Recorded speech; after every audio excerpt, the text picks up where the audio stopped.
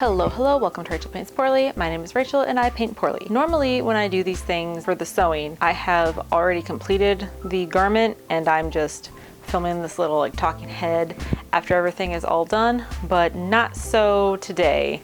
Today we have this, and this is very much not sewn. So let's just jump right into it, shall we? My dad's 60th birthday is coming up, and for his birthday I decided to do something that he has actually been asking me to do for a while, which is make this a late Georgian vest. Because for those of you who don't know, we are War of 1812 reenactors. We've been reenacting ever since I was a little kid. And when you are a reenactor, you can't just go to the store and buy the clothes.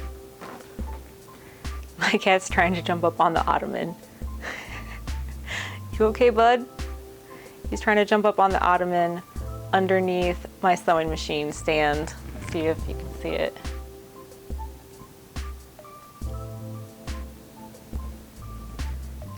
Yeah, he tried to jump up there and he hit his head on the sewing machine base, so. Poor kitty. Anyways, when you're a reenactor, you can't just go to the store and buy these things off the rack. You either A, have to make it yourself, or B, pay someone else a lot of money to do it for you.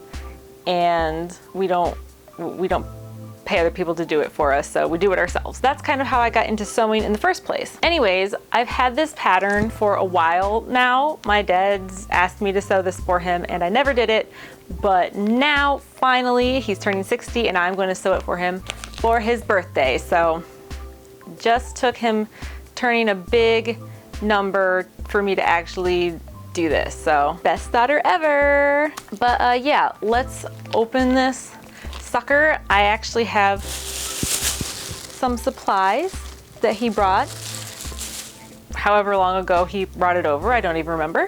We're just gonna open this up and see what we've got. So we have the pattern by Laughing Moon Mercantile.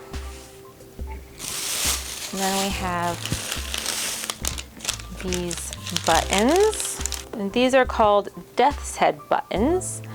And they are like a thread over a wooden mold. We're not actually sure how they got the name Death's Head buttons, but that's what they're called. We have what is called the fashion fabric. So that's the fabric that you would see here on the front. And then it would be lined either in cotton, linen, muslin, something of that sort. And then the back of the vest, which you can see here, would also be made of a less fashionable fabric, so a plain cotton, a muslin, or a linen. And this is the fashion fabric that he picked out and gave to me. He bought this back in 2018, so that's almost 3 years ago. Okay. But yes, so we have the fashion fabric and the buttons and the pattern. So now I just need to figure out what I still need, what do I have in my collection, what do I need to purchase. So we're gonna go from there. We need lining fabric, and we need a collar canvas, which is like a really thick interfacing, stiff interfacing, and then just a regular interfacing. Regular interfacing it's all sew-in, so they didn't have fusible interfacing like we have now. They also didn't have sewing machines, but we'll cross that bridge when we get to it. Okie doke, we are going to visit my hoard, so buckle in, Buttercup, you're in for a real treat. This is where I keep my interfacing. This is fusible. Here I have the stiff sew-in. So I'm thinking this might be enough to do the collar. We'll see. We'll pull that out. This is a lighter interfacing, but I don't have enough.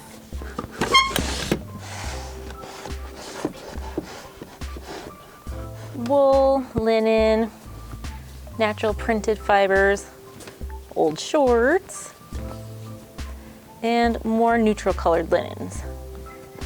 So I think we'll go with this one.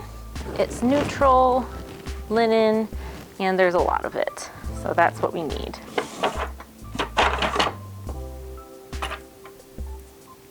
think that'll work. And we can wind over this button.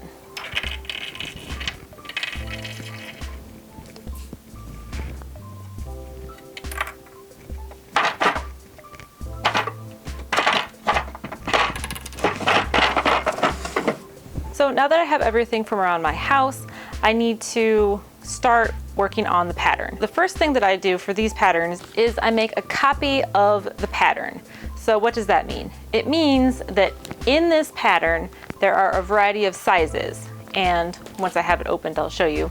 But they're all arranged on one big piece of paper with the different sizes, and then you're supposed to just cut out your size. But why do that when sometimes you change sizes, or sometimes you might want to use this pattern for someone else and who is not your size? And if that's the case, then don't go cutting up the pattern, because you don't have to repurchase the same pattern. So what I like to do is I like to trace over the pattern of the size that I need with tissue paper. The other thing is there are different styles of vest in this pattern, A, B, C, and D.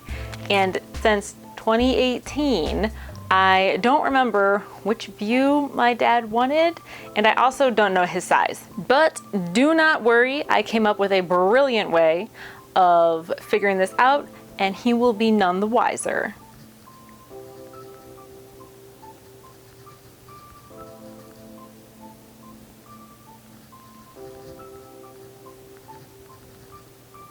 And send. Nailed it. He has no idea.